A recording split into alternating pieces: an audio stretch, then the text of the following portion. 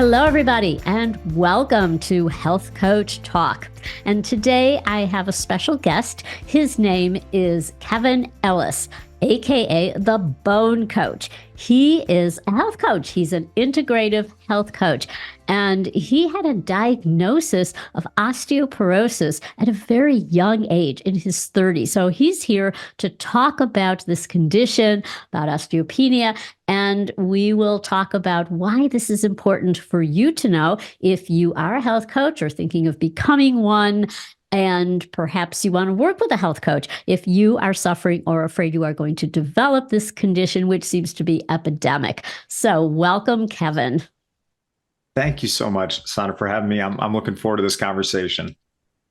So by telling us about your journey, how did you get to this place where you are now the Bone Coach? Yeah, so it has been quite the journey. So present day, we have about 250,000 people in our community. Most are women, 50 to 70 plus with osteopenia, osteoporosis. And we've got programs featured in Forbes and a lot of other places and thousands of people that have come through these programs. That is a very far place from where I started. My journey started with a lot of different health issues, like many people in the health space or who are inspired to help others. You know, mine started out of my own personal struggle. So I would actually take my health journey back before I was even born. When my mother was 5 months pregnant with me, my father was told he had cancer. And 2 months after I was born, he passed away. He was 35 years old at that time. And he was a Marine. He served 22 months in Vietnam. He got cancer from Agent Orange, of all things. And that is what took him from us. So as I was growing up, I wanted to be a Marine, and I wanted to make him proud and follow in his footsteps. So I went into the Marine Corps. I spent about 5 years there, and I was in the infantry, did a couple deployments.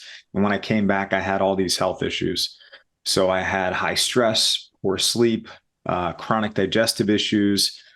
There were days I could barely even get out of bed. My energy was just non-existent.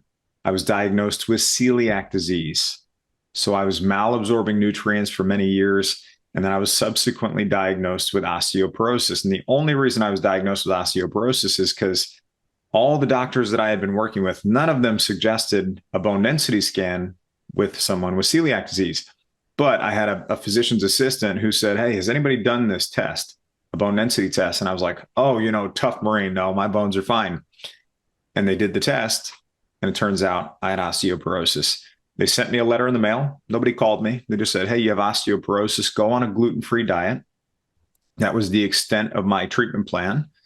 And I realized, first I was scared. When I read this and then I went and I Googled it, I was scared as, what is this condition? What does this mean for my future? And I just read about fractures and medication.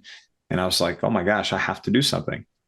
And I wanted to be the father. Mine didn't get the chance to be for me, for my own kids. So I had a really strong impetus to do the research, to build out a plan, to focus on healing and improving myself.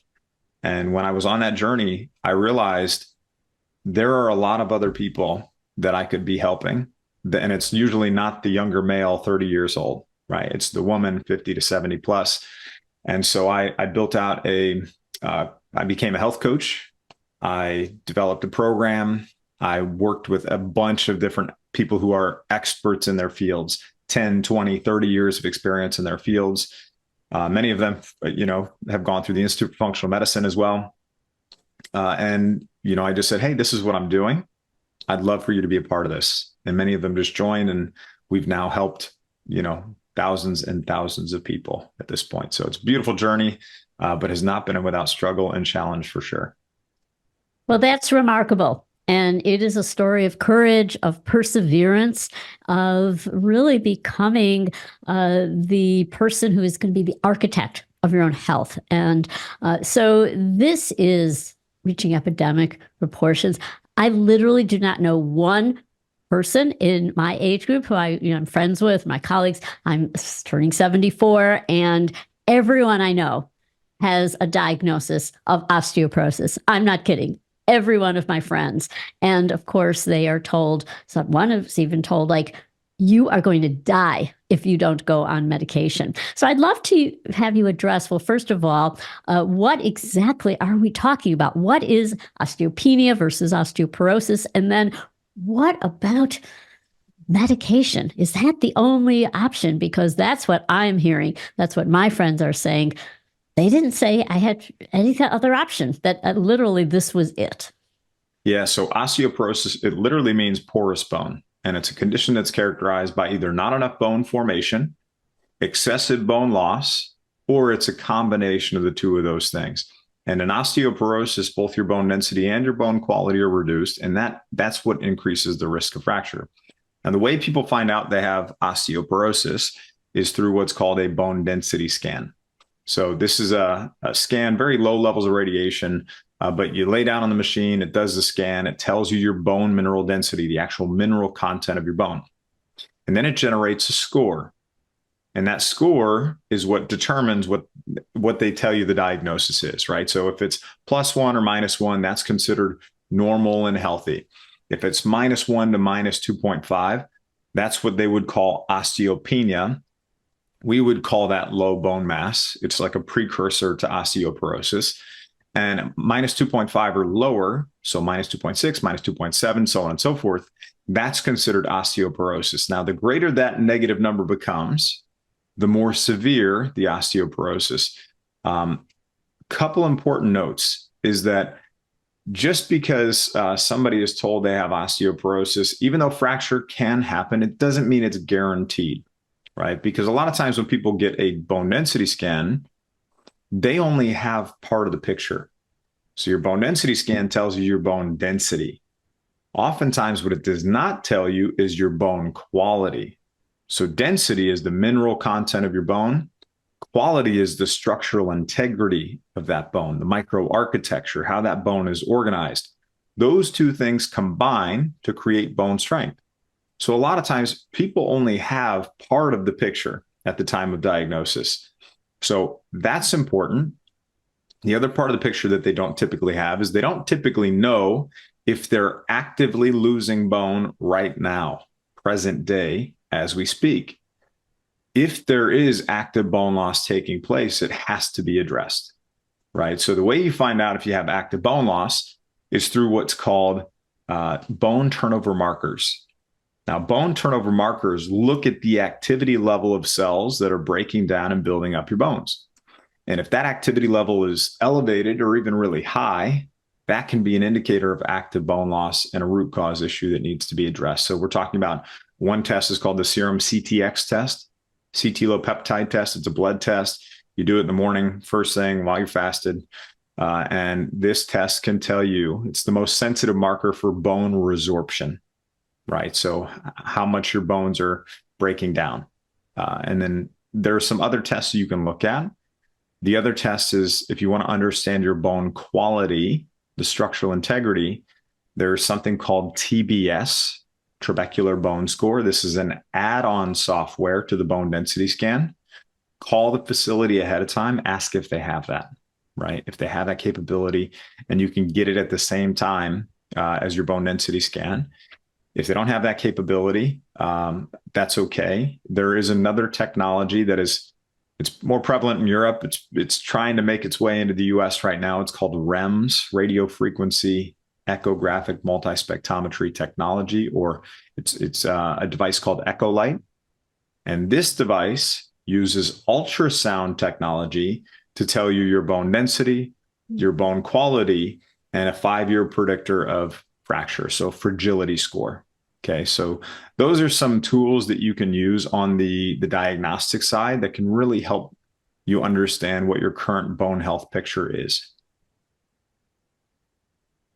So, yeah, so we're getting more and more sophisticated regarding diagnosis. So I was diagnosed with osteopenia years ago, and I went to a nutrition professional, and she said, of course, like, look at your size. You have wrists that are like a child's. Of course, this is going to, and what she had said was that the norms were based on somebody who was average height, and this was at the time. And she said, well, look, you have it's about the muscle, that the tendons, the ligaments, what hugs the bone. And so I have been focusing on building that up, building muscle, looking on balance exercise, doing some pounding, jumping. I have a trampoline and do jumps in ballet and all those kinds of things. So could you address this medication? How would somebody because you might be overwhelmed. Like, should I take these medications? What are the dangers? Are they really important? And then what else could I do? Are there alternatives out there?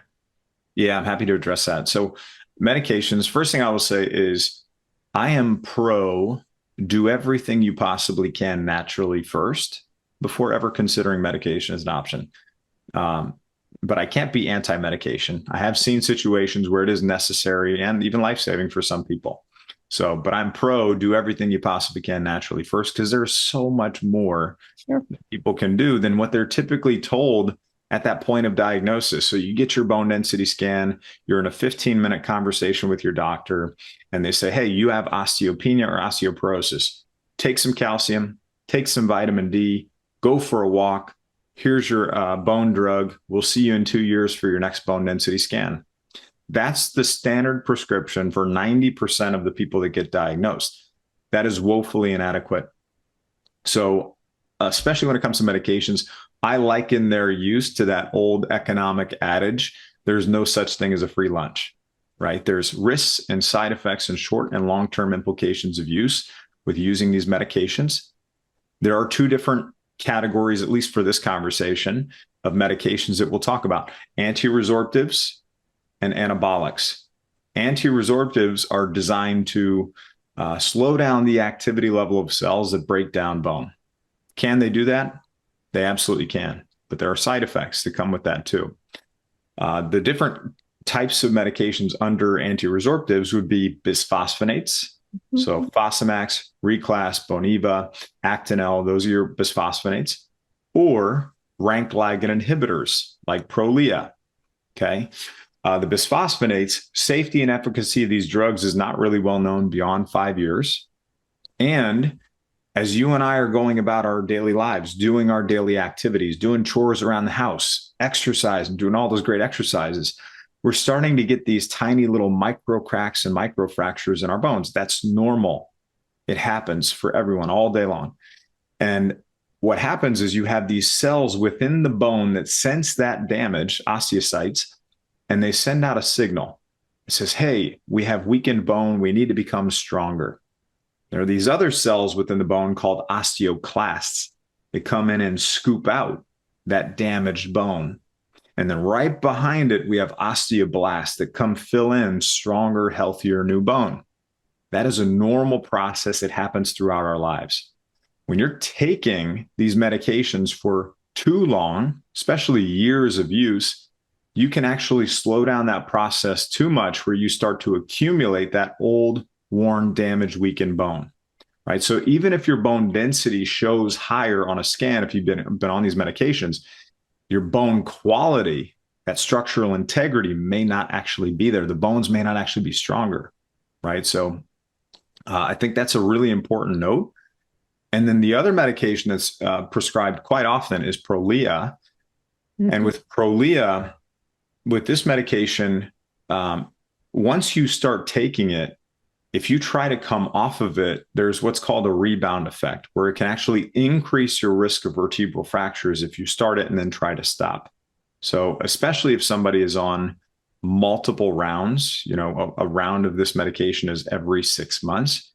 If you take one round, you have to take a bisphosphonate medication just to not have the rebound effect, right? You have to transition. If you take 3 rounds of Prolia, you'd have to have Reclast, which is the strongest bisphosphonate, again, just to not have that rebound effect. And what I'm saying here is, a lot of times in that short 15-minute conversation, you don't have the full picture, and people aren't sharing with you. The doctors aren't typically sharing with you what I'm sharing right now. If you are committing to one medication, you may actually be committing to multiple medications, or for many, many years. So Keep that in mind. And then the last category, just to button up the medication piece, the anabolic medications. These are drugs that build bone, build better quality bone, and build it faster. This would be your Forteo, your Tymlos, your Avinity. Can they do that? Yeah, they absolutely can.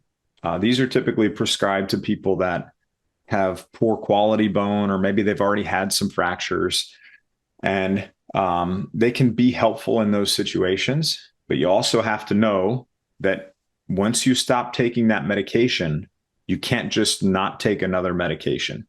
You have to follow it with an anti-resorptive. Otherwise, you will lose all of the bone that you just gained. So be aware that, again, try to do everything you possibly can naturally first. If that is not working out for you, or you're at a place where you had a lot of fractures, just be aware of some of the things I've shared here when it comes to medication use. So medication is the last resort, and it's not, absolutely not. But it's a decision to be entered into cautiously, and only if you've tried other, if that's not working, or you are at perhaps such an advanced stage, or the time you have other health conditions, or many reasons why this would be a good option for you, but not something to jump in blindly when you're first diagnosed. What would be some of the other approaches that are not involving medication?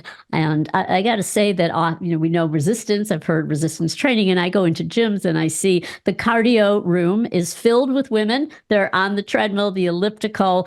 They're not running. They're not pounding. They're walking. But there's no one in the weight room. It's the rare person in the weight room. And if they are lifting, the 3 pound, the 5 pound, they're in a Pilates class with the pink weights, and they think that they are doing resistance training. But, or if they have been diagnosed, and I've seen this a lot, with osteopenia or osteoporosis, they're afraid. They're afraid to lift a weight because they might get injured. And that might be true for many people. That could be legitimate, but it keeps them out of the weight room. So I wonder if you could comment on, again, what should we be doing for this?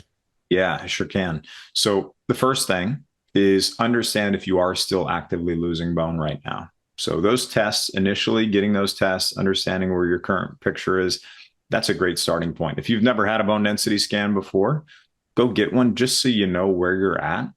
And I always encourage people, just because you don't want to know the answer to something doesn't mean you shouldn't do it too. So get the answer, get the objective information, and then just take steps to move in the right direction of making improvement. So that's the first starting point.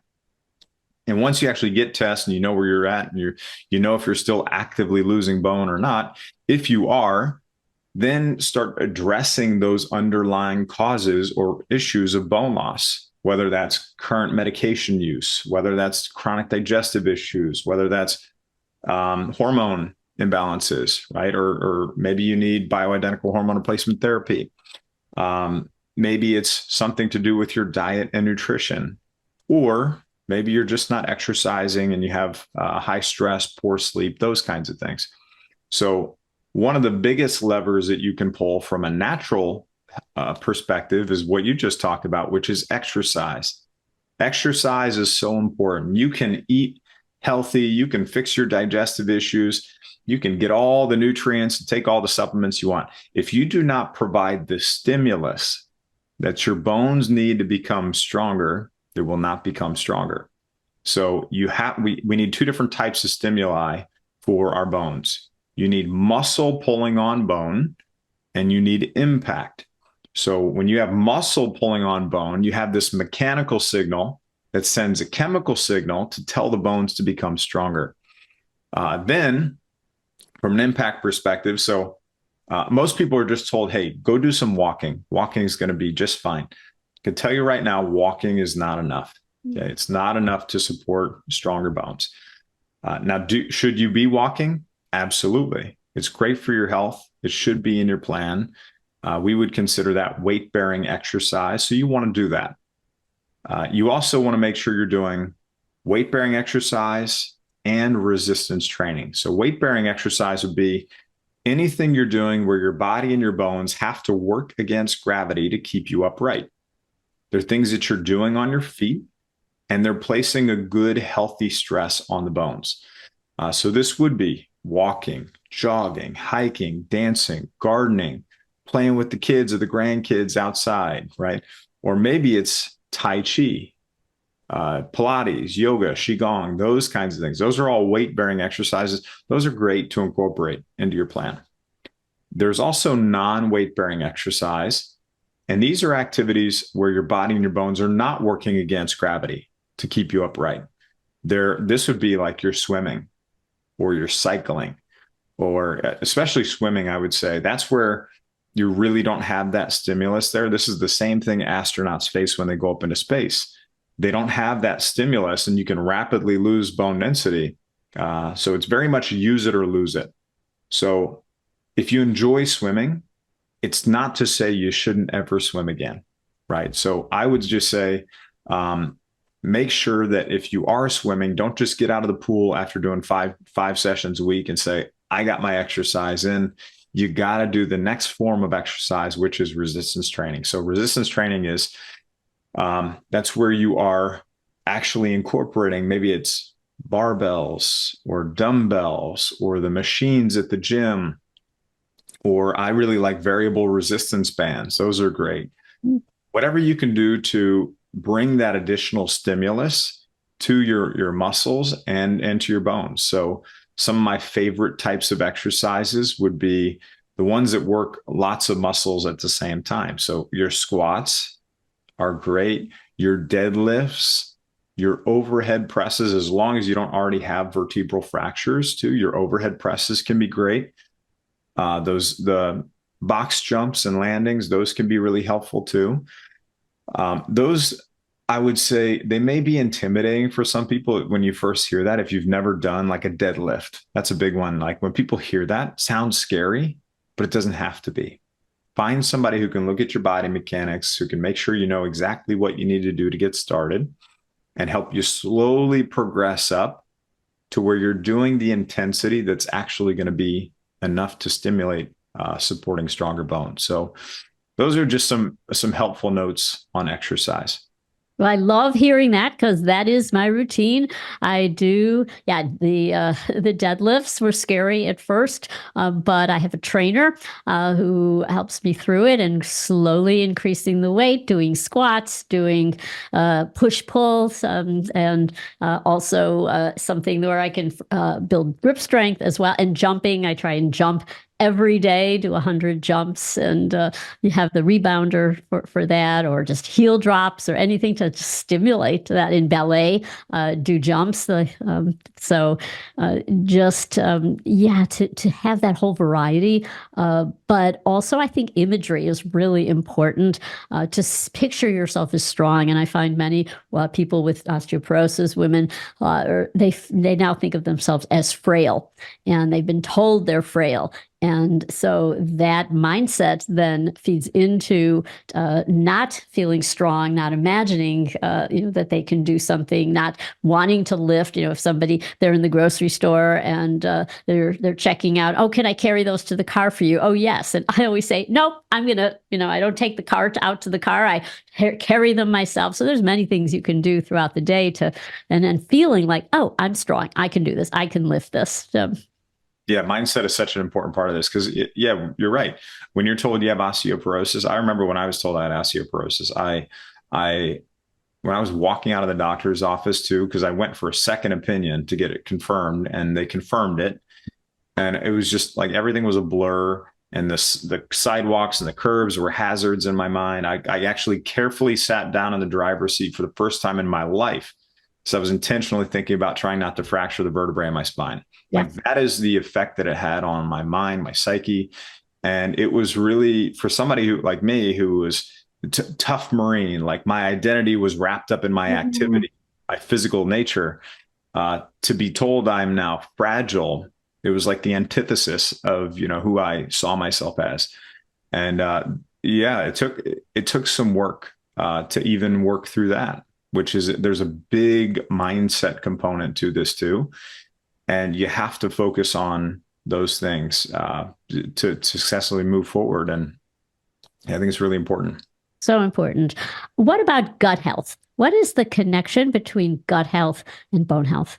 Major connection. So, number one, if you have overt digestive issues, there's a good chance you have some nutrient absorption issues too, right? Even if you don't have overt digestive issues, you could have some nutrient absorption issues. But like for me, I had celiac disease. So celiac disease, for those who are not familiar, I'm sure most people are, but for those who aren't, it's an autoimmune condition where when you ingest gluten, it damages the villi, these tiny little nutrient absorption centers in your small intestine. It blunts them and prevents you from absorbing really helpful nutrients for your body and for your bones. So what happens is, at least, I wasn't absorbing those nutrients. So my body still needed the nutrients to execute its daily function. So where was it going? It was going to the largest reserve of minerals that I had, which were my bones, and it was pulling from there. So if you're not absorbing these nutrients, your bones aren't going to have what they need, and there's going to be some bone loss that happens because of that. That's one way that gut health affects bone health. The other way is that, within our bones, we have bone marrow. Bone marrow is actually so our bones are living tissue. They're not just these static structures that keep us upright and help us get through life. They do that, and they do a really good job of it, but they're actually living endocrine tissue. So inside your bones, you have bone marrow, soft, spongy material that produces 95% of the blood cells in your body. If platelets, red blood cells, white blood cells. So if you need help with clotting or preventing bleeding, that's where platelets are going to come in. If you need help with carrying oxygen to the body's tissues or carrying carbon dioxide away from the tissues back to the lungs, that's where red blood cells are going to come in. And if you need help with fighting infections, healing wounds, or anything relating to the immune system, that's where white blood cells come in. Where does 70% of the immune system reside? In your gut, right? So anything that is stimulating that immune system is actually speaking in the same language as the cells that break down bone. So the cells that break down bone, the osteoclasts, they're actually a form of white blood cell. So that if you're stimulating those digestive issues, you're stimulating the immune system, it's speaking in the language of the osteoclasts, and you're going to have more bone loss that happens because of that. So that's another lesser known connection, but it's a very important one too. So you have to resolve those digestive issues. So important. And I think that's one of the ways that health coaches can be very supportive of clients who are diagnosed with osteoporosis, to help them to see these connections and to also help them to see options that they have, including changing their mindset. So I wonder if you could comment on the role of health coach, because you trained as a health coach and then you decided to specialize as a bone coach. Yeah. Health coaches are so important. Like, we have a whole team. I'm a health coach. I'm also like the quarterback of our team. We've grown our team. We've got about 25 people on our team now. So a pretty sizable team, but we have a whole team of coaches as well. Coaches are so important. They are the people that are on the ground working with the clients, helping make sure that, the client is overcoming any challenges, any obstacles, but helping the client help themselves reach better health, right? Not just being the person to give them the answers, but helping them build the healthy habits and do the things that they need to do to keep moving forward without you. Right. So it's a really rewarding job to have when you get to be on the ground with that person, having those daily interactions or whatever the frequency is, and really just seeing that health transformation where they're scared, they're worried, they're overwhelmed, they're not in their best place. And you get to bring them into the light, help them find the light and to lead their best, healthiest life. It's a beautiful thing.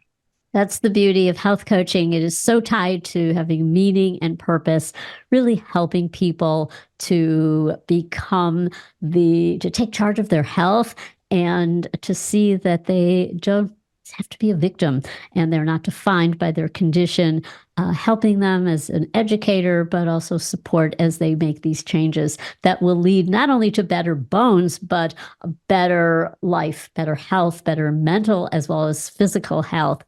Kevin, this has been such a great interview. You have shed so much light on osteopenia, osteoporosis, what we can do to combat this condition, and how, as health coaches, we can support people through this process of getting healthy, building stronger, better bones.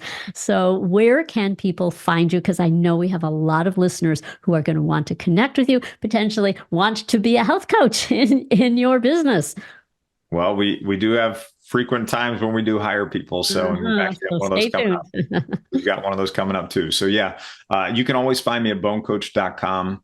And that's where we've got bone health resources. We've got podcasts. We've got recipes. We've got all kinds of Stronger Bones resources over there. So bonecoach.com is always the best place to find me. You can also find me on all the major social channels too.